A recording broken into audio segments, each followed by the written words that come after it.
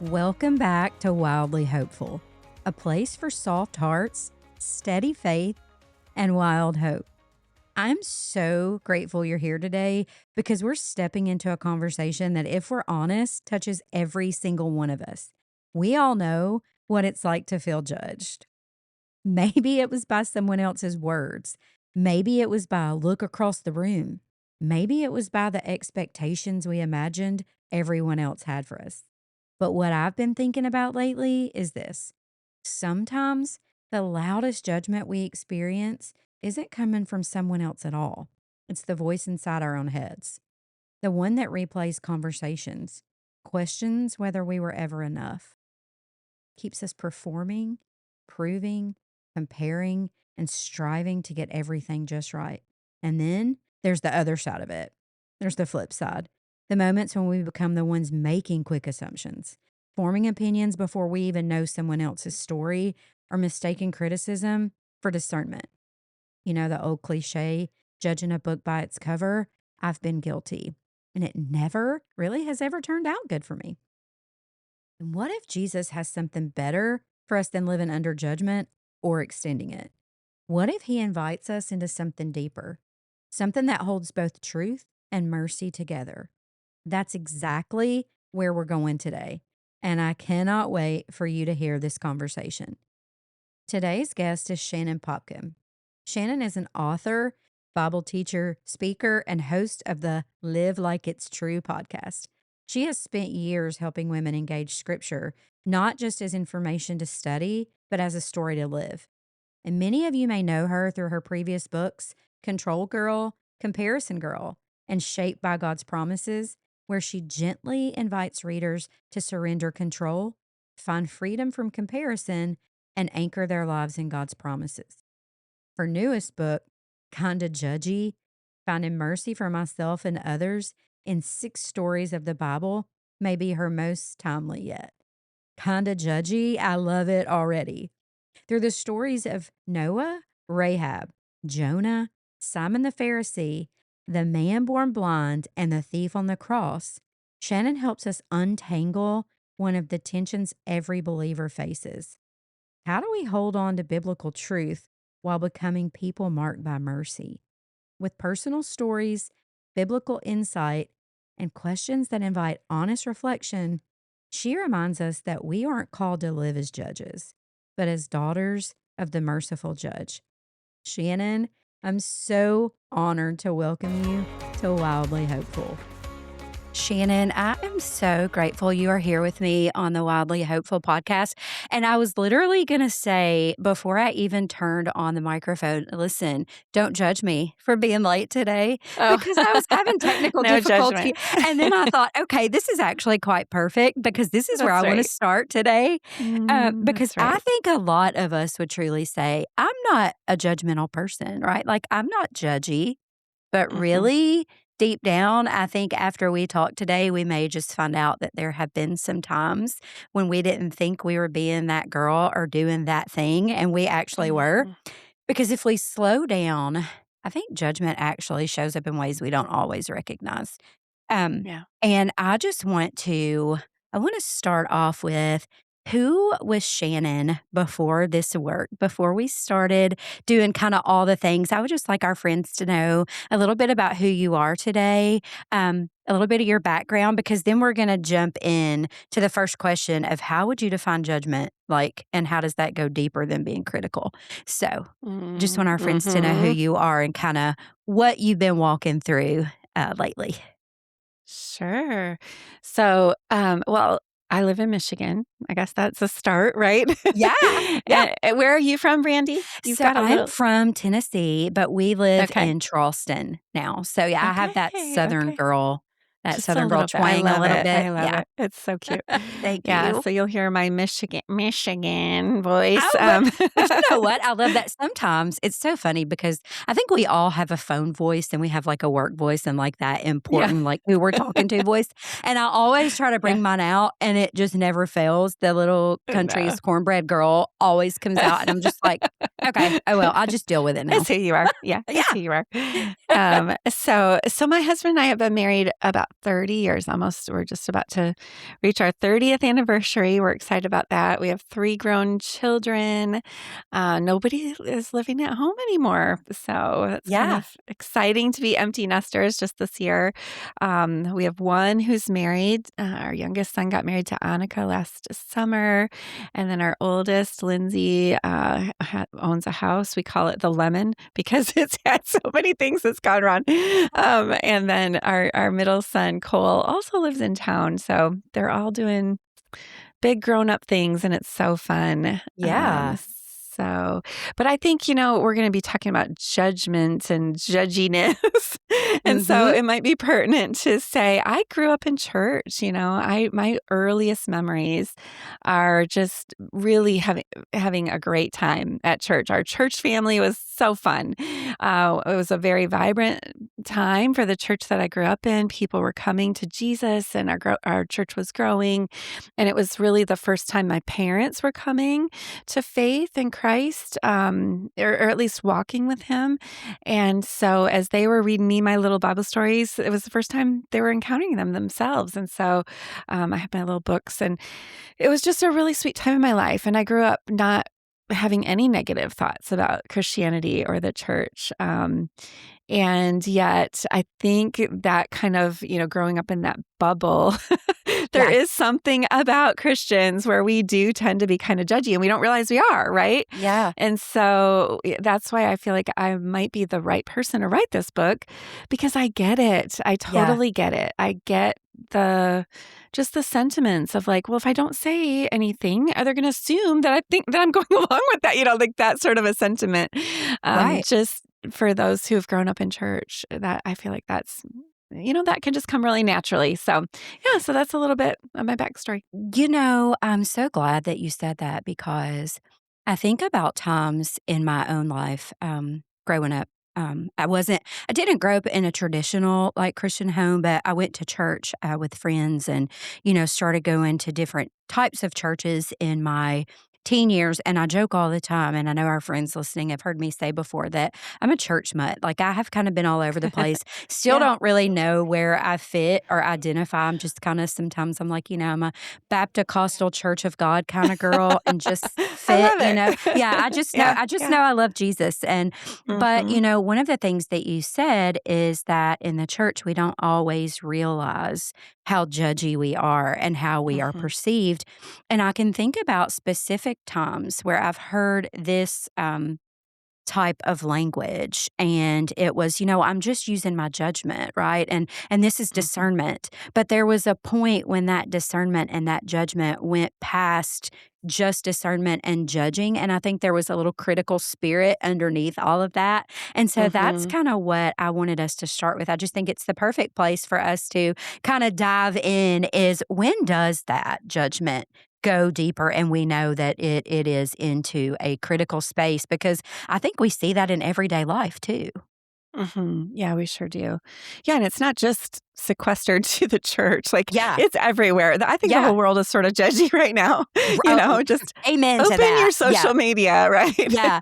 Yeah. And so, yeah, and really, so what is good judgment, right? Judgment is discerning right from wrong. Yeah. It's, knowing where are those lines and when have we crossed it? That's if you don't have that, if you lack poor judgment, you're just headed for a life of destruction and pain and sorrow. And so it's not good to have no good Yeah. judgment. Yeah. And yet I think those of us who are in the church and trying to open our Bibles and listen to the Lord, because He's the source of good judgment, we have to remember that we all have flawed judgment, all of us.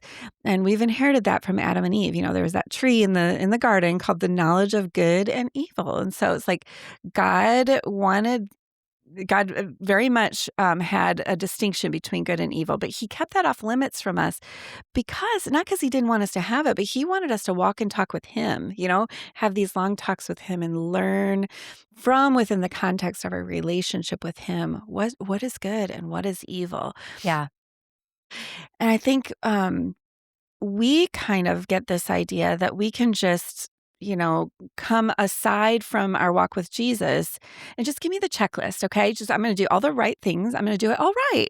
And I don't really have to pray about that or walk with the Lord. It's like I think we forget we must rely on him for good judgment. And actually, ironically, it's in the area of judging that we're Yeah. often most blind. I mean, isn't that what we see in the Pharisees' lives, right? Yeah. They had their little list of rules and they had, God has his line between right and wrong, and they had backed up so far from that line and drawn these like way, way back lines so that they didn't even come close to crossing them.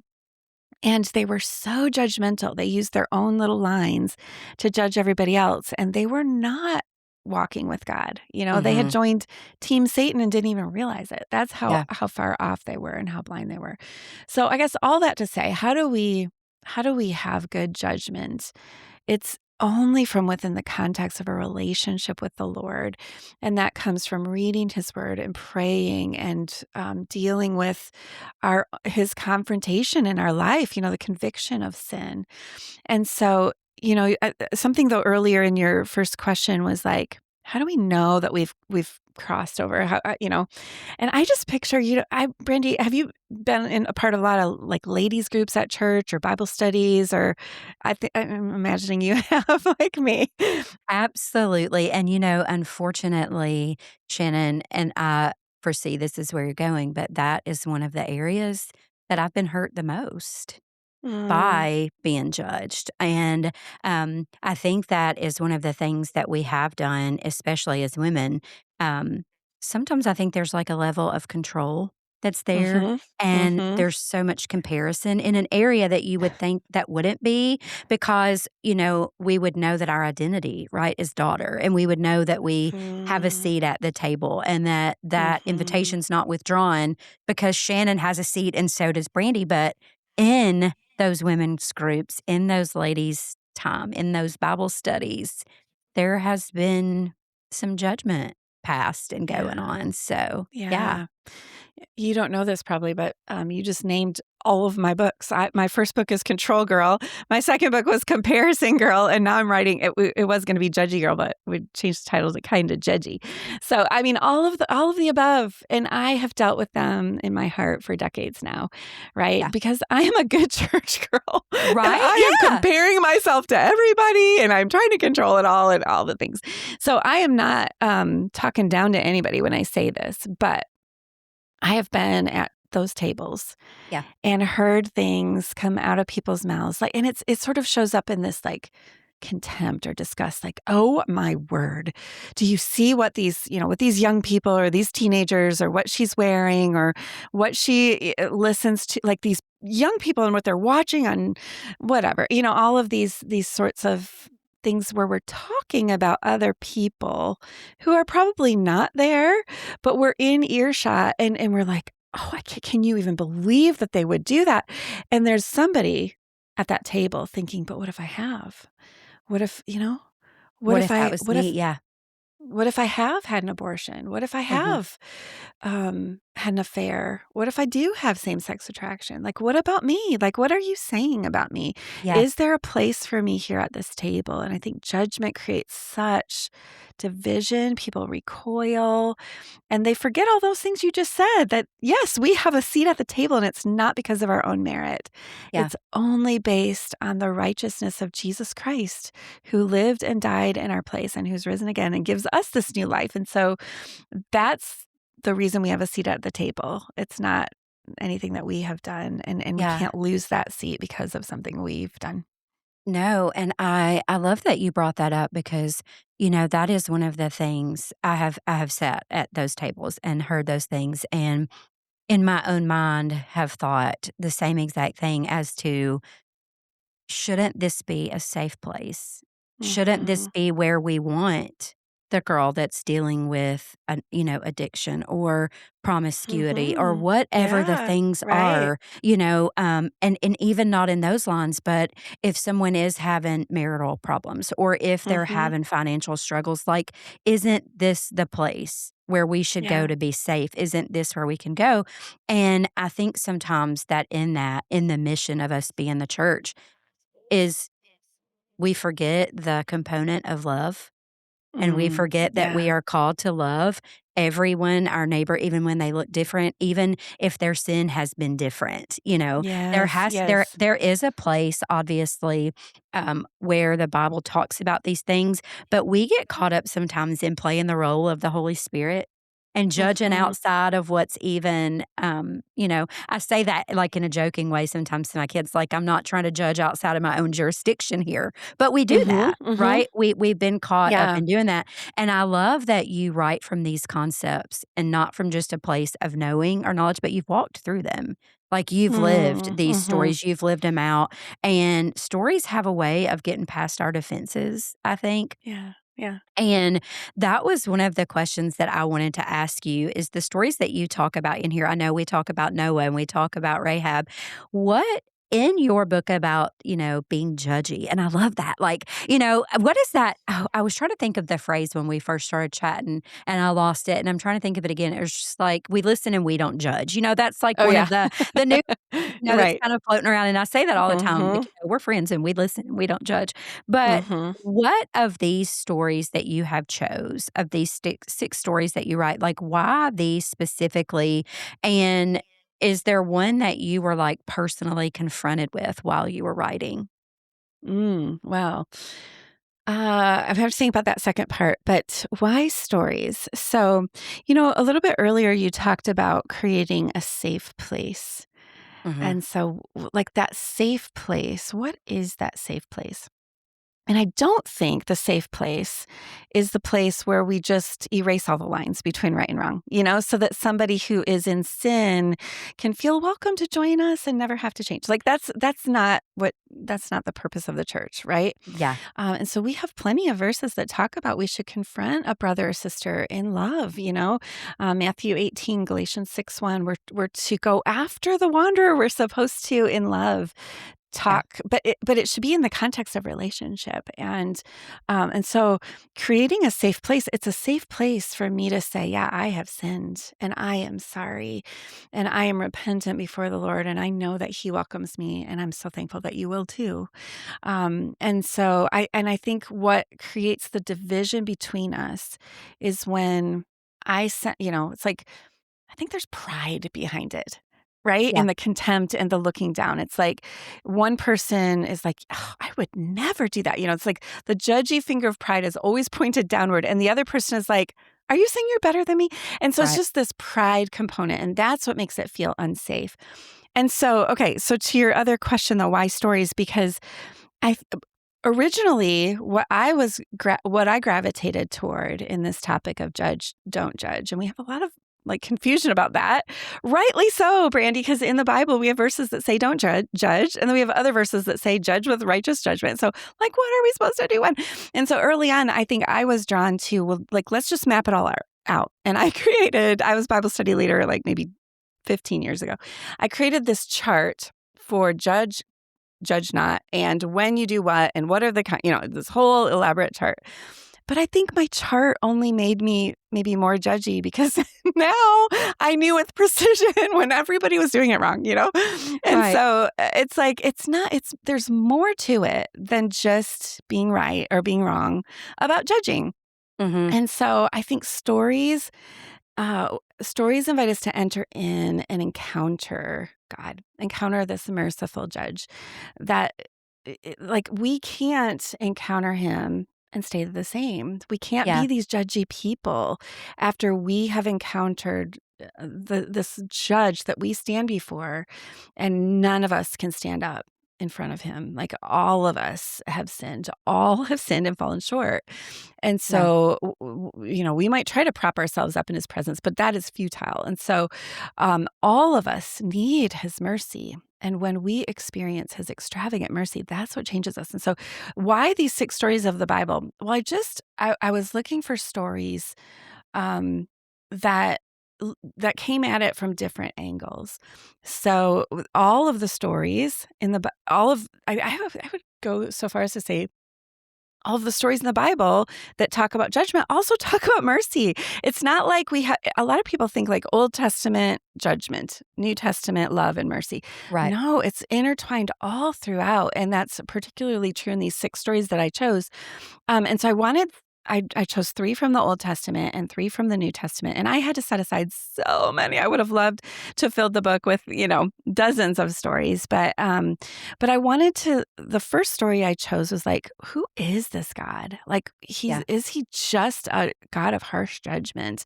And so I looked at the story of the flood. Mhm. And then, with the story of Rahab, I was asking the question, like, how does God respond to the one who asks for mercy? How does he Mhm. respond? He goes in and rescues her, right? And then in the story of Jonah, it's like, well, how does God respond when we try to take his seat and pick up his gavel? What are his thoughts on that, Yeah. right? And then in the New Testament, I'm looking at the Pharisees and what can we learn from them? And then Jesus, the final story is Jesus on the cross and how he's responding when he was judged. Yeah. Everybody surrounding that cross is mocking him unfairly. He's being so harshly judged, but he entrusted himself to the one who judges justly. And he exudes such mercy in that scene. And so I think all of these 6 different stories, we're kind of going at it from different angles Yeah. and encountering we're learning from people who encountered God to be a merciful judge. Yeah, I love that. I was thinking when I asked that question and you kind of touched on it as well, but I was thinking about Noah and you looked at that from the flood and I think about that as like who gets in, right? Like we're looking at this harsh God, like is that Mhm. self-righteousness that got him in? Like what got him in and then Rahab, like who do we disqualify? Right? Yes, When you said that. exactly. And then Jonah, I was thinking about mercy, Yeah, yeah. and I'm in the Pharisee, I was like, "Okay, that's like religious judgment." So I'm thinking about all these, in my mind, and then Mhm, the mhm, blind man, I know you talk about him and just assuming cause and blame, and then, like, Jesus and being on the cross and just grace, and I just started thinking even about Simon the Pharisee because he, when I look at him and think about his, like, religious judgment, right? mhm, Um, mhm, what does his story reveal about religious judgment, like religious environments and because that they can carry judgment without realizing it, we've talked about that, mhm, but mhm, how do we hold on to that truth without becoming harsh? Because what does it actually look like? What does it actually look like to reflect on the heart of God and not just the standards of God from the things that we just mentioned? yeah. Yeah, I think that story talks to those of us who are sort of in this echo chamber where we're all saying the same things to each other like, "Oh, I can't believe it." And this is not just in Christian circles, Brandy. Like we tend to group up with people who will affirm us and like, you should not stay in that marriage. You should quit that job. Your boss shouldn't treat you that way. Like you should not take that from your teenager. And it's like we kind of, get a little bit Yeah, more empowered in our judginess, right? And I think that's the land of the Pharisees. Like they just had created this echo chamber where they were so oblivious to the truth. They were so obtuse to what was happening right in front of them. Where, Simon is hosting this dinner party and this woman comes in and she is just beside herself with grief and sorrow over her sin. So earlier we're talking about how do we create a safe place? What does safety look like in the church? Well, it looks like a woman who is on her knees, like crying her eyes out, a snotty mess. yeah, And yeah, we welcome her in and say, "You have come to the right place." yeah. That's what a safe place looks like. And that's exactly what this was not. And so Simon is watching her kissing Jesus's feet.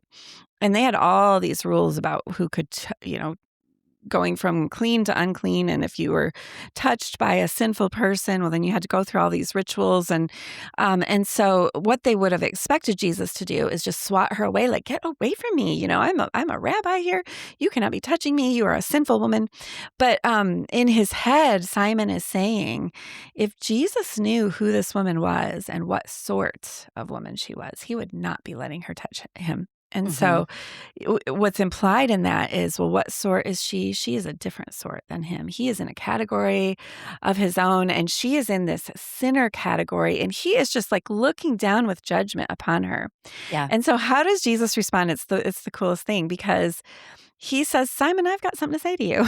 yeah, And he tells this little story, and it's about 2 people who are in debt. One who owes a whole bunch and one who owes, a lot. And neither of them can pay. And I think the part that doesn't translate in our context is debt was devastating then. I mean, if you were in any sort of debt, we're kind of accustomed to, I've never heard anybody say, I've got $5,000 credit card debt and I'm afraid I'm going to go to prison. They're going to sell my kids into slavery. Like that just Yeah. doesn't happen. But that was their reality. And so even a little debt was very devastating. And so he puts these two debtors in the same story. They're Mhm. both in a situation where they are desperate. And what he's done is he takes Simon and this prostitute, so the Pharisee and likely a prostitute, he puts them side by side in the same story.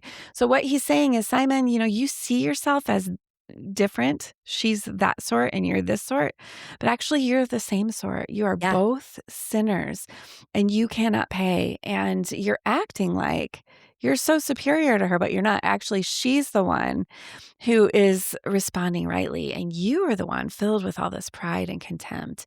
And we don't know how the story ends. It's sort of just like we don't know if Simon's going to respond. But what I love about that story is Jesus stays at that table and he talks to Simon. And I think, I think you mentioned this earlier, Brandy, like, how do we respond to those people who are so harsh and critical and judgmental? Like, as we encounter them in the church or in the world, like, they're so awful. They're just Mhm. so filled with contempt. And one of the things I said in that book was, if you judge a judgy person, you are a judgy person. So we have to keep that in mind. And Jesus has just been the storyteller. Luke in this story, he kind of leaves this detail until the end. We Mhm. don't find out. And I think it's because he doesn't want us. I don't know, I'm just speculating here. I'm a storyteller, and so I pay a lot of attention to how the storyteller puts the details together.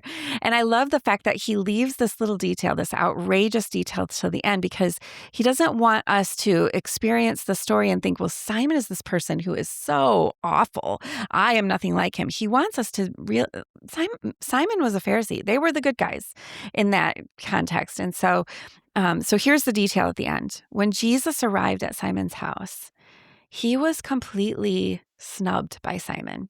Simon treated him just with utter contempt. He did not even show him the most basic hospitality. He didn't wash his feet. He didn't anoint his head with oil. He didn't give him a kiss. It'd be like, Brandy, you come into my house, from South Carolina. You've come all this way, and I do not come to the door. I don't take your coat. I don't offer you a glass of water. I just, come on in, and I don't even speak to you, right? That would be horrifying. And Jesus, I think what I kind of want him to do is just like shake the dust off his cloak and just leave that place. Like, he should not be treated that way. He's the guest of honor. He's the most honorable guest this man will ever receive. And yet he not only comes in, but he stays. And even through the context of this woman and her coming in and Simon being so filled with contempt, Jesus stays and he leans in and he has this conversation. And I think that's what we need to learn from Jesus. To stay at the table. Don't just respond to contempt with more contempt. Like, what good is that going to do? Yeah. It's like, stay at the table, have the conversation. And notice what Jesus does. He asks questions, these gentle questions. And he tells, he doesn't come overtly like, look at you, Simon. He tells a story. Yeah. He gives a subtle way for Simon to see himself in the story. And then he leaves it in Simon's hands how he's going to respond. Yeah.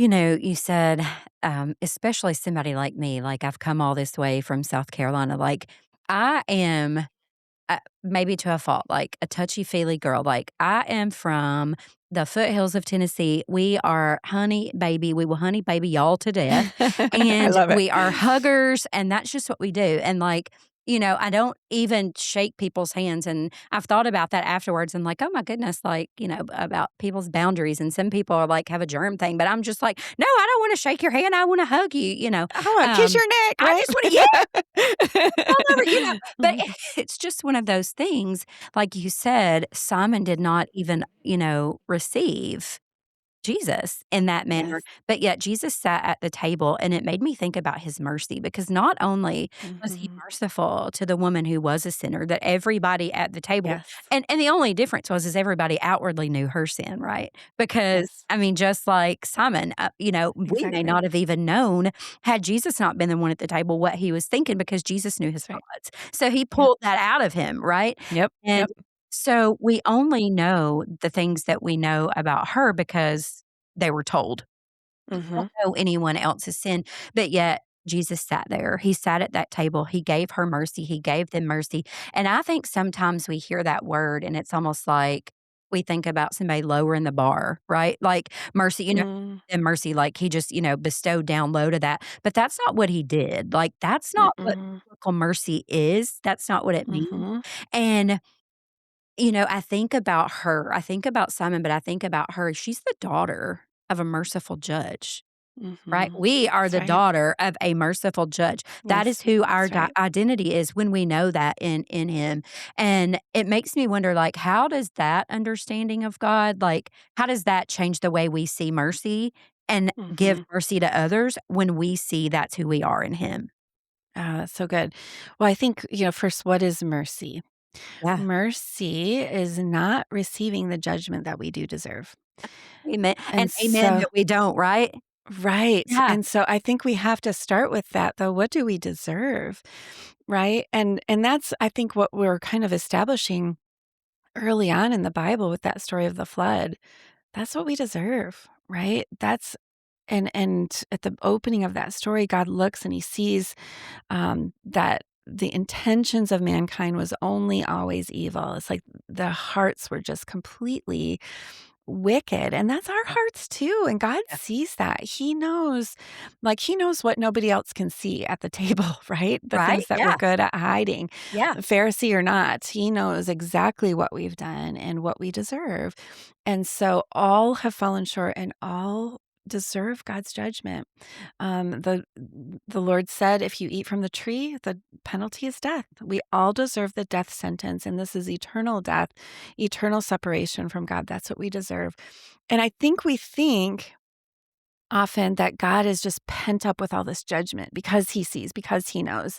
He's just like, just waiting for me to blow it, like just watching, like, oh, she's going to do that again. And Yeah. just kind of looking over my shoulder and filled with, anger and frustration toward me. But that is not the God that we meet in the Bible. It's just Mhm. not. Yeah. And I think those of us who are skeptical toward God, it's like we look at the stories and we miss the judgment. We look at the story of the flood and we miss the ark, right? That's what God wanted. Yeah. I just recently spoke on that passage at a retreat, and I put up on a slide Genesis 6 through 9, which is the story of the flood. And in dark print, I put the parts of the story that are talking about the judgment. God promising the flood, and then when the flood actually happens and people die.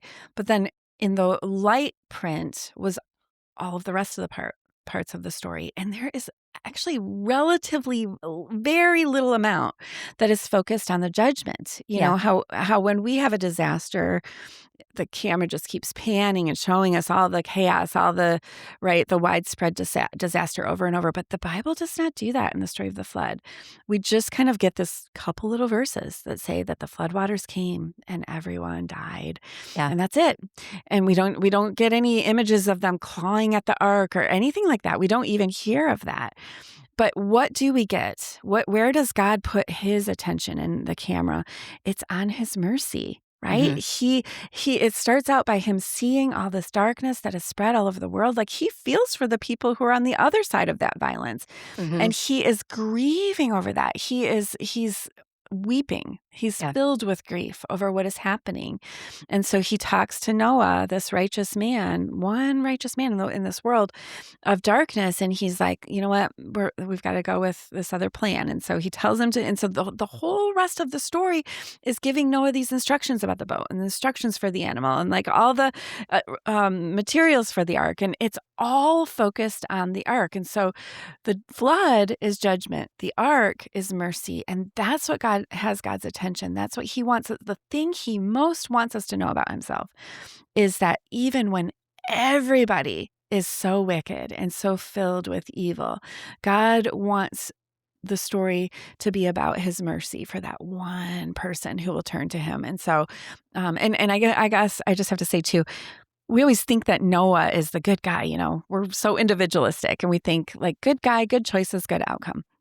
But that's just that's a Western mindset, and a Middle Eastern person is a collectivist, and so they look at somebody like one person in the middle of this context of all this evil. They're thinking, well, he must be influenced by somebody else. There's no way that they just put a lot more emphasis on how people are influenced by one another. Mhm. It's more of a collectivist mindset, and so they're like, he's got to have somebody else influencing him, and that's what the verse says. Noah was a righteous man; he walked with God. And Mhm. that goes back to what we were talking about right at the beginning of God wants us to walk with him. He Yeah. wants us to know his discernment, to know his ways. And there's no way we can understand his ways apart from walking with him. You know, I was thinking a moment ago, you were talking about how, um, when we see God, we think about his judgment a lot, especially um, if you ever grew up in the hellfire and brimstone era. Listen, I Mm-hmm. mean, we know, right? And we Yeah. don't forget those things that have been Yeah. ingrained in us. And we have had at some points in our life, and some people still do. That's the side of God they see. They see his righteousness and his judgment, his sovereignty, which he is all those things, but he is also a merciful God.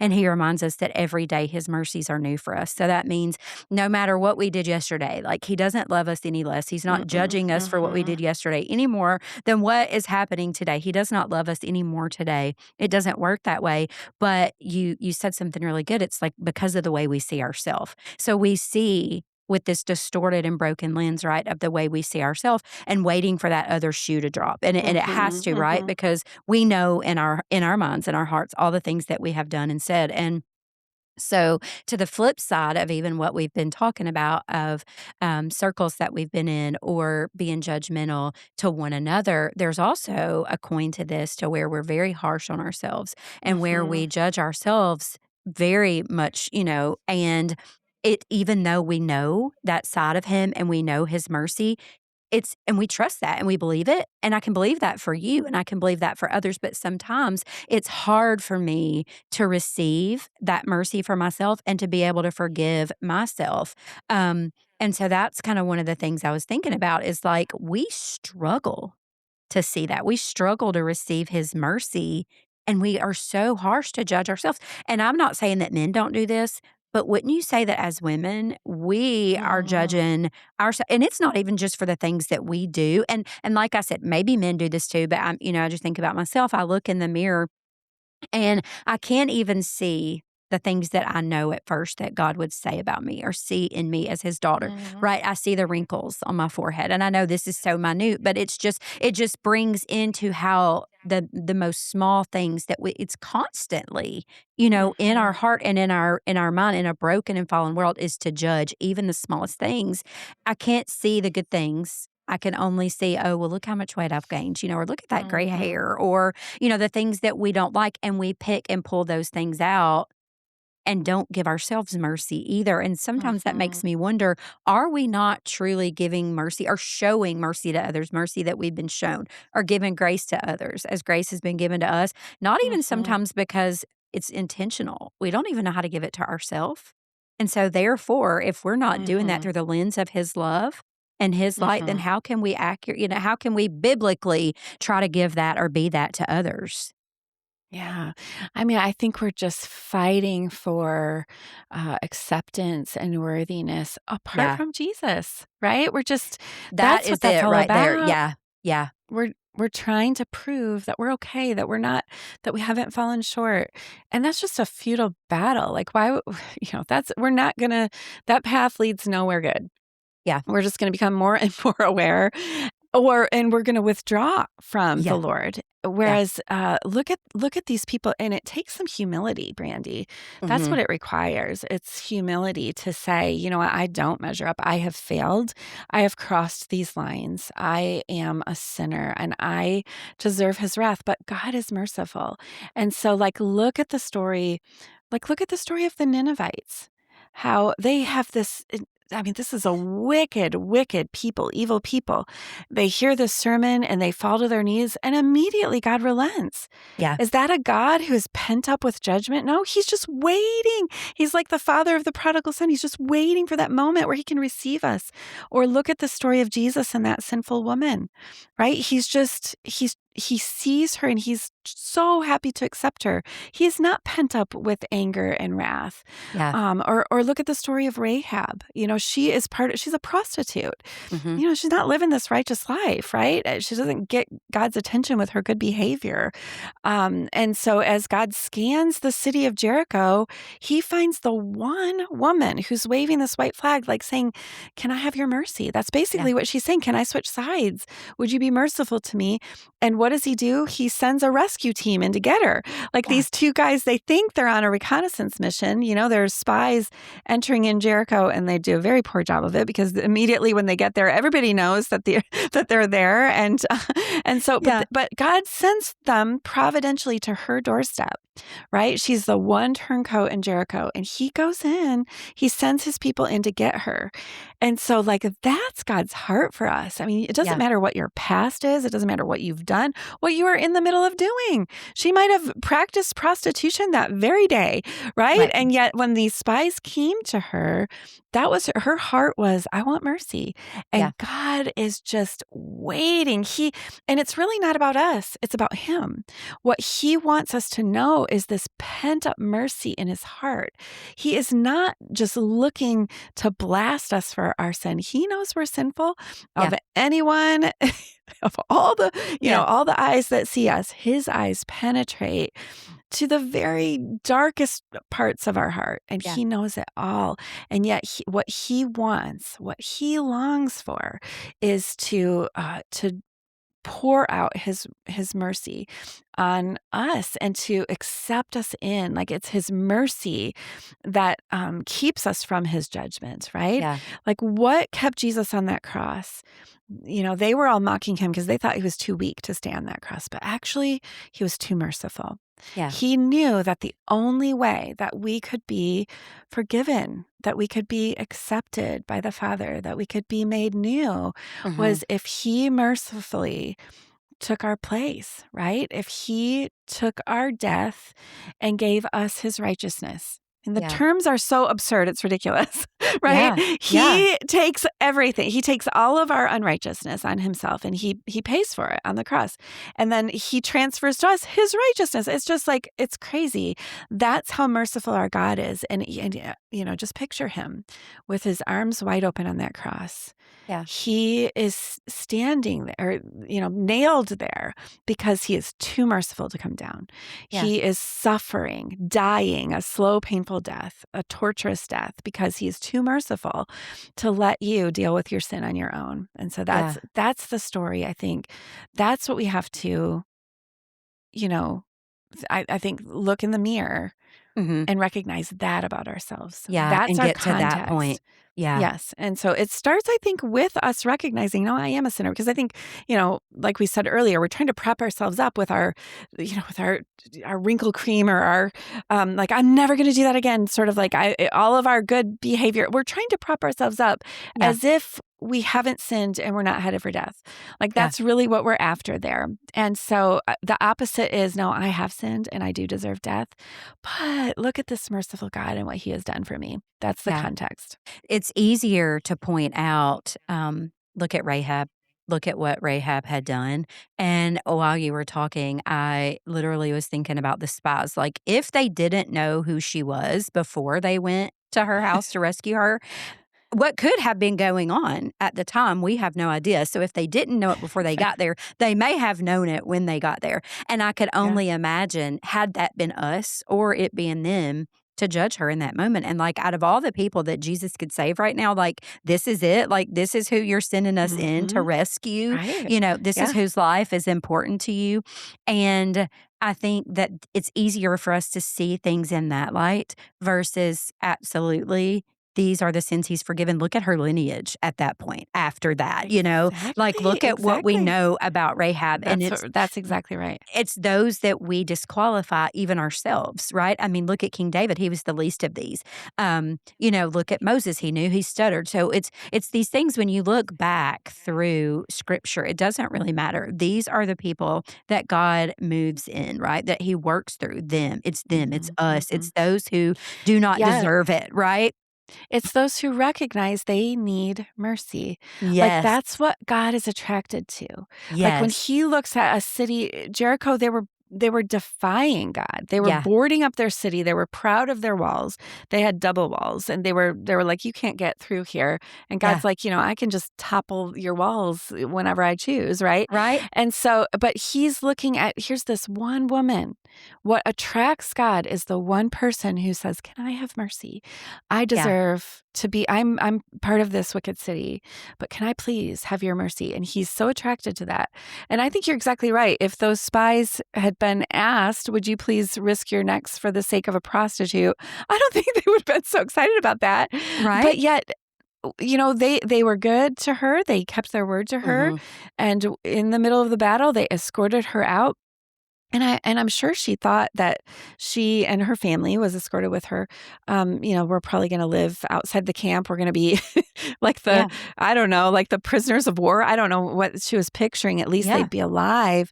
But no, she entered in. Like, became part of the people of God. Yeah. So much so that she is part of the lineage of Christ. In Yeah. Matthew, it opens with the lineage leading to Jesus, and her name is listed there.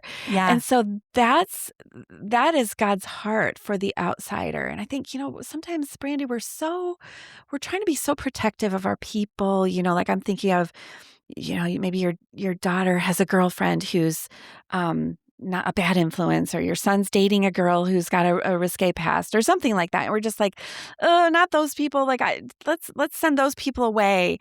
That's just not the heart of God, Yeah. right? I heard a story about a girl.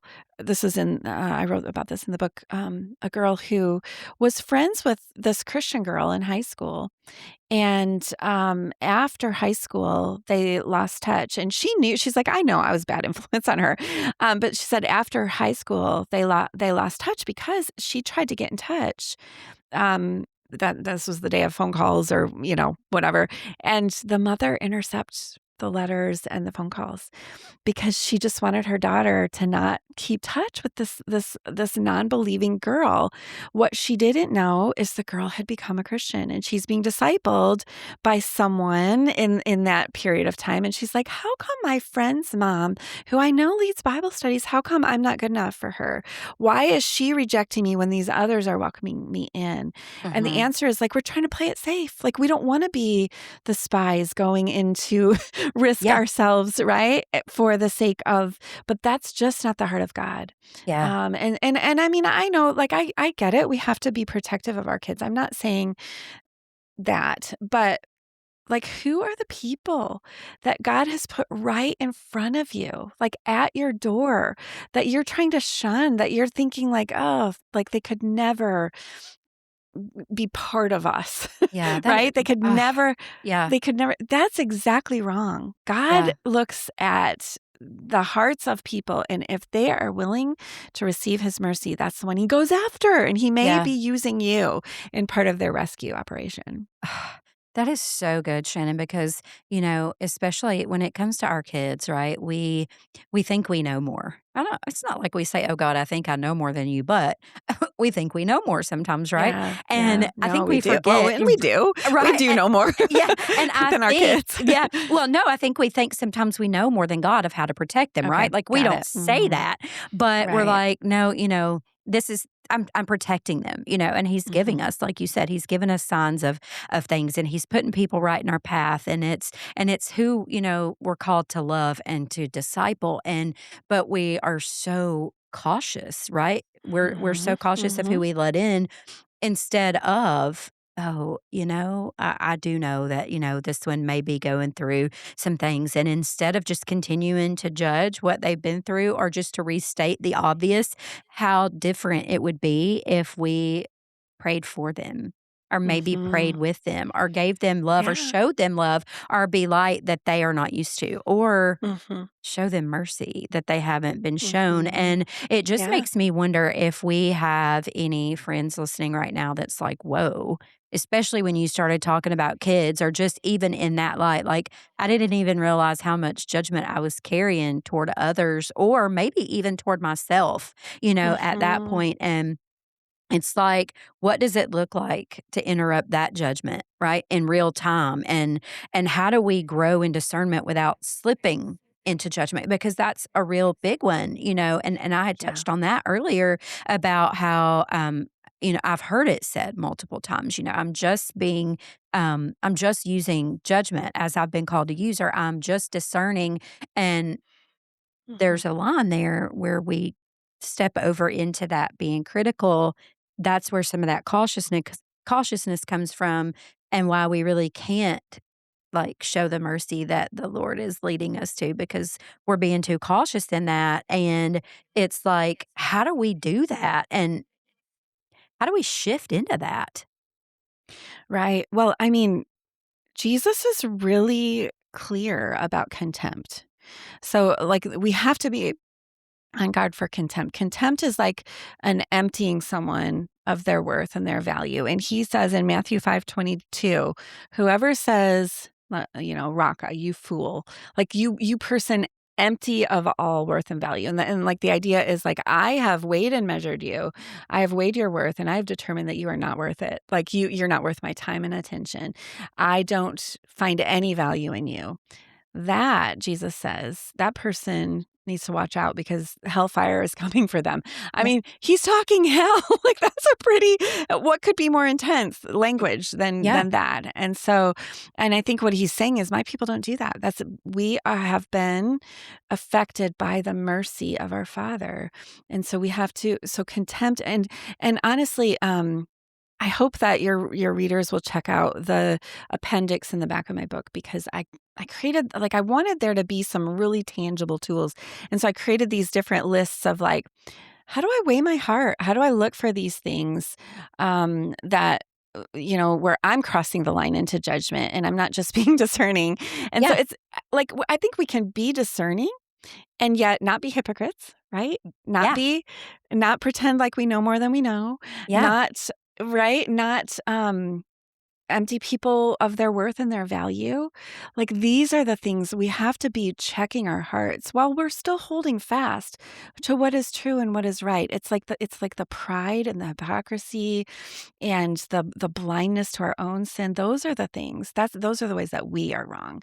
Yeah. And so, yeah, I think there's a lot to think through. And actually, we if you want, we can put a link. I've got this little um, am I judgy quiz, am Oh, I kind of judgy quiz. And if you take the quiz, then you'll get my heart check.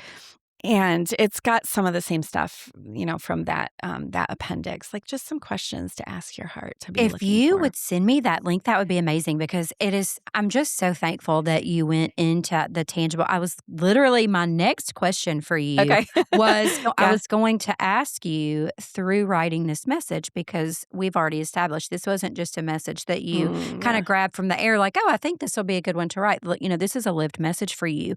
And Yes. so I was going to ask you, like, what shifted in your heart that Mhm. while you were writing this message, that you could give something tangible and practical for our friends to hold on to today. So this will be perfect, because it sounds like that's what you've already done. And if we Yeah. could just put Yeah. that link there, and then that way they could see as well, Mhm. kind of go into this heart check, because before we can show mercy to anyone, especially ourselves, we have to have the heart posture to be able to do so. So true. So Yeah. true. Well, the Lord wrecked me, Brandy, while writing this book so much. I can I mean, only it was imagine.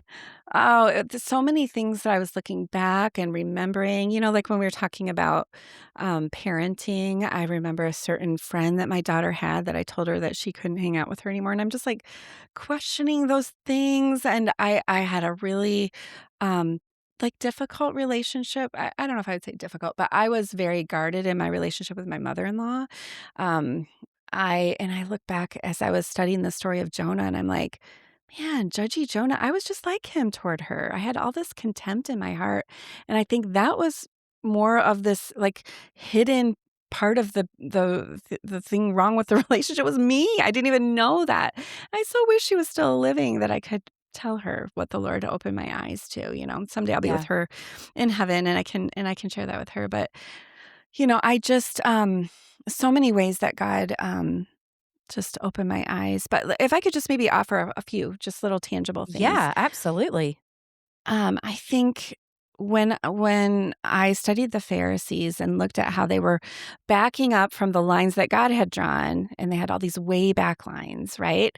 I think determining what has God actually said in his word and what kind of rules have I stacked on? Like am I trusting in my own sort of rules versus the right and wrong that God has determined? So like a practical example would be, like, let's say I think that dating apps are wrong, and so, but I am wrong to judge one of my kids if they want to go on, and I don't actually think those are wrong. But like, let's say that I have a conviction against that. Like, Right. that's just not trusting the Lord. But there is no verse about dating apps. Or Mhm. let's say I feel very strongly about homeschooling, and I think it's wrong to send your kids to public school. And again, I don't personally feel that way, but um, if I did, like, I have to take that before the Lord. Like, there is no verse that says, "Thou shalt homeschool your children." Yeah. And so, keeping in mind, where have I drawn lines that God hasn't? And then, so that's the first one. And I think another one is assuming that I know things that I don't actually know. Mhm. So much of judgment, it's me determining that person has done something wrong. And Mhm. I assume it's like I feel like I know what's in their heart, and I know I'm drawing all of these conclusions based on a very limited amount of information. Yeah. And so one of the things the Lord convicted me of as I was writing this book was, I had a friend named Renee that I had kind of like just backed away from the friendship because about 10 years ago, I invited her to be on a prayer team for my ministry, and she never responded. And I was like, well, gosh, I guess we aren't really that close of friends. If she can't even pray for me, like, good grief. And I realized, like, I had played this, I had held court in my head, and and here's what I was hearing her say, like, she knows me so well. And I heard her saying, like, who does Shannon think she is writing these books and speaking for people? Like, I really know her. Who does she think she is? I am not supportive of that. She needs to just shut up and be quiet. Like, that's what I had put in her mouth. And I realized as I was writing this book, like, she never said any of that out loud. And so I reached out to her. It was very humbling, and just said, I realized this is what I was thinking. And I never even gave you a chance to respond to that. And she texted me back like immediately and said, "Oh my goodness, Shannon, I have never had anything but positive thoughts about you. And you're right. I love what you're doing. I've never even once thought any of those things. I'm so sorry that you felt that way." I started crying. I picked up the phone and called her. And it was like, she goes, "I don't think I ever got that email invitation. I don't know, maybe I didn't get it. I thought I was on the team at one point." I'm like, it just broke my heart. I mean, look at how I had made this assumption. I had judged her motives, and I did not know that, Yeah. right? I was assuming I knew, and I made these judgments, and I was responding. And so we had a great time just putting together that friendship. But it makes me think, how many other situations have I judged, assuming that I know something, right?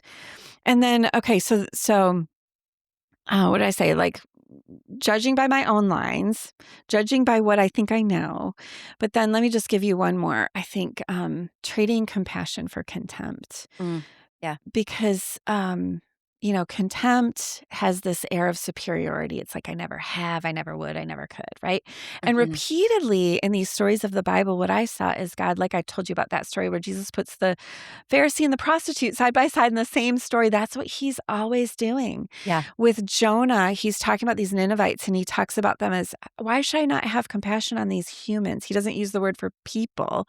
He Mhm. uses the word for Adam, humans. So Mhm. he's like humanizing them. He's putting Mhm. Jonah together in the same human race, and he's inviting compassion. Like, Yeah. shouldn't I have compassion? They're humans. You're human. I have compassion on you. And that's, I think, when we see ourselves in this human race where we are all fallen, like we are not so different, right? Maybe we've had more opportunities, right? And Mhm. so trading our contempt for compassion is like, I had this conversation with my friend, um, Noel, who has this foster baby Matthew, and a young man who has a boy who, like, he has so many disabilities based on the way that his mom treated him. And so I said to her one time, like, do you ever struggle with judging her? Do you ever struggle just like, who would do that? Look at, he can't even feed himself and he's never going to be able to be independent because of the way that his mom mistreated him, like Mm, abused him. yeah. And so she's like, you know what? By the grace of God, I don't, because I look back and I think, I was a woman who had all the support in the world. I had a church family. I had mom. I had a supportive husband. Matthew's mom had none of those things. She was alone in the world. She didn't have a supportive family. She didn't have any information. She didn't have, she didn't have a husband. She's alone trying to care for this newborn. And she said, I found parenting really frustrating, even with all that support. I can only imagine what it was like to be her. And so I was just so put in my place, like, oh my goodness, look at her. I've got this contempt, but she's choosing compassion. And I just think that is more the heart of God. And when we see ourselves right there among all the rest of the sinners, among humanity, it grows. It's like it grows this heart of compassion when we see ourselves among the sinners that we're condemning. So those Yeah. are some takeaways. It's in that humility that we can see ourselves in the same Yeah. light, right? Yes. Um, So true. I could have had a whole new episode just talking about, holding others to our own convictions and to our own Mm. standards, like you were Yes. mentioned that, Amen. and I I was know. like, out of all of the stories that I have, been the judge and jury and found someone guilty, out of my own convictions, my own and the story I made up in my head, like, it wasn't even Exactly. anything that they had done, it was the story I had made up in my head, so I so, like, seen myself in that when you were saying that, and I was like, "Oh, Hmm. yeah, that is just so easy." I am so Yep. thankful that you have, taken your time and given us this information today and just shared a little Yeah. bit of your heart and your story and some of what your book is about. I think that, for such a time as this is such a timely message. We kind of started our conversation out talking about, the world. And right now, I mean, I think if I've heard one person say the world's like on fire, it's like a dumpster fire. If I've heard one Hmm. person say that, it's like we all feel this, the same. And everybody has a voice, and some of the voices are loud. And it's just so hard to, um, Hmm. ever even truly, know where to focus your time and attention. And I'm always just like, just take the time that you need and draw into the Lord because He's the only Yes. place where we're going to have this That's truth. right. It's the only place where That's we're right. ever going to be able to love. It's the only place that we're ever going to be able to give grace and mercy or have this hope or peace. And so I'm just so thankful. Hmm. But before I let you leave us today, we always end our wildly hopeful chats with a fun five because for some reason, Oh, I interesting. love to be this fun podcast where everything's always fun and we laugh and it's entertainment and we talk about like what's happening and like all the clothes and all the cute things. And it never goes that way, right? Like we can tiny do that a little bit. We always, and I'm always like, oh, this one's going to be really lighthearted, but we may go theologically deep on you. Now they're always deep and I love that. And I don't care. It's just who we are. But it's the guest who God sends to be with me. And so it's just, That's right. it is what it is. So I'm always like, okay, well, we'll lighten it up at the end before we let y'all go. So a fun little five questions, and they are just the first thing that comes to your mind, no thought. The first Okay. one is, are you a coffee girl or a tea girl? I got my coffee. I'm a coffee Woohoo! girl. Absolutely. Yes. What is your coffee order? I really like iced coffee. I just like it with half and half. I know I'm so boring. Nope. But That is like the majority of my house. I'm the only one that has all the extras in it. Like when we go yeah. to a coffee shop, I'm a home coffee girl. But when we go to a Mhm. coffee shop, my husband won't even give him my order. Like there's always two voices like through a drive-through. You'll hear his order and then I'll go Uh-huh. and I would like so you have a man and a woman every time because he's 'Cause not going to give mine. he'll mess it up. Yeah. Or he's just like, I'm not saying that. I don't see it on the menu. I'm not saying that. I'm just always fun with that. Are you a morning person or a night person? I'm a night person. A night Yeah, my owl. husband and I are like ships passing in the night. He gets up super early, and I love to stay up late. I just get my second wind, and I've got so much work that I'm trying to get done, and so, And it's yeah, always easy to do that at night, right? Like, it when he's is, yeah. asleep. Yeah. Yep, That's what I yep. say too, but then I wanna be a morning person, but my I husband gets up know. so much earlier than me, and he gets up, his he doesn't even have to have an alarm clock, Shannon, like, he just, like, has his It's crazy. internal clock. He wakes up every morning really early, and he wakes me up, but I can't complain. He has a cup of coffee for me, and we have our morning coffee together, but he has no idea, like, how late I've stayed up, and I'm trying to be, like, really, bouncy and bubbly in the morning, and I'm just like Trying to see kinda my yeah, one eye yes. open and really busted, but it's okay. Okay, a Well, Bible sto Yeah, can I add something since we're doing fun yes, stuff? My yes, husband gets up at 4:37 in the morning. like, 4:37. that exact time? 4:37, yes. Okay. And he doesn't know why. He doesn't know why. But recently he met a guy and they were chatting about when they got up for some reason and he's like, I get up at 4:30 and this other guy's like, well, actually I get up at 4:37 and he's like, what? And they showed each other their alarms. They both get like, what is that? I don't know, but we got to track that down at some point. What is Oh, my what goodness. is It going makes me on? wonder, like, okay, is there a verse I need to think about? Well, Like, is or there is some there yeah, or is there Yeah. some internal, I don't know, part of the equinox or I don't, what That's something is that's going on that? at that time, because there's different, like, praying out, like, That's different praying right. hours and what they each mean. That kinda makes I me have I'll no have to look idea. that up because that's Who very knows? specific, you It was know? very weird. We were Yeah. like, "Oh my goodness. Do, do, do, do." Wow. Yeah. Mm. Um, okay, so a Bible story you wish you knew that you wish more people understood. Mm. Man, I think these 6 stories, that I studied in this book, probably the one that I think is the most misunderstood would be maybe the flood, but probably Jonah.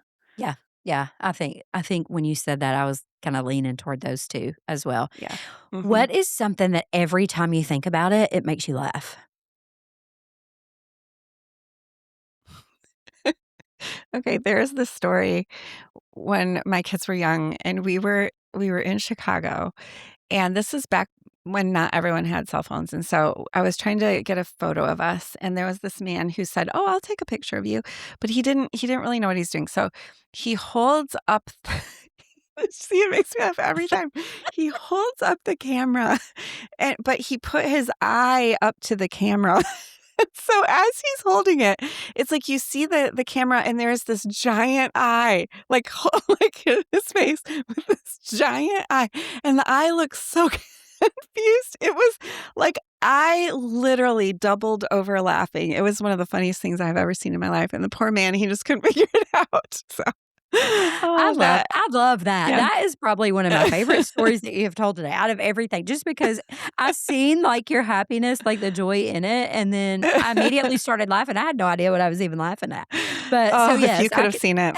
Yeah, I'm so sure funny. I laugh at I'm either laughing or crying. I don't know if I have any other, like, release of emotions. I guess mad sometimes, but, like, Yeah, yeah. I laugh inappropriately a lot, and I cry about everything. That's always my response. Okay, last question. I wish I had, like, some of that quiz music, like, "Dude." Anyway, I don't. Okay, so what is one word you hope women feel after reading Kinda Judgy? So what one word you hope women feel? I didn't even look at my own question right. What is one word you hope that women feel after reading Kinda Judgy? Mm, a feeling word. I hope they feel like I don't know if this is the right word, but like melted. Ooh, Like just a melting of their harshness, a melting of their heart, a melting with compassion, and mercy, like all of those just like a melting of the harsh exterior of judgment. yeah. That was good. I like that. Okay. So I hope those weren't too off the wall. But Oh, thank that you was again, great. Shannon. And for our friends that want to know about the books you already have written and when Mhm. your new book will release, if you wouldn't mind telling us that, and then all the ways they can find you. So all things Shannon for our friends to be able to find you. Oh, sure. Um, so I think I mentioned a couple of my earlier books, Control Girl, Comparison Girl. I have a Bible study in the life of Sarah called Shaped by God's Promises. And then this new book, Kinda Judgy, releases June 2nd, and you can find it just wherever books are sold. I'm going to be recording the audiobook, so that will be out soon. I'm excited to do that with Moody. And then I host a podcast called Live Like It's True, and we look at different stories of the Bible and kind of unpack the story and then talk about how can we live like it's true. So, and I like to hang out on Instagram and Facebook a little bit, but mostly Instagram. All right, that's perfect. Thank you again so much. I can't wait till we have another chat sometime soon. Thanks, Brandy. This Thanks. was great. Until next time, friends. Bye. Shannon, thank you so much, not just for this conversation, but for reminding us that mercy isn't the opposite of truth. It's the way Jesus carried truth. And I think so many of us walk through life either fearing someone else's judgment or exhausting ourselves under our own. And today's conversation is such a beautiful invitation to lay both down, to stop the performing, to stop the assuming. We all know what assuming does, but we won't go there right now. To stop trying to earn what has always been offered through grace. And if you're listening today and something in this conversation stirred your heart, I hope you'll spend a little time with the Lord this week and simply ask, Jesus, where am I living under judgment instead of receiving your mercy? And I have a feeling he'll meet you right there with far more kindness than you could ever expect. And if today's conversation encouraged you, would you please do me a favor? You would show us the most love by taking just a second to subscribe to Wildly Hopeful. Leave a review, whether where you're listening, whenever you're listening, and share this episode with someone who could use the reminder that mercy has the final word. Those 5 stars mean more than you will ever know, and it helps us push these messages out to more of our friends that need hope, that need wild hope.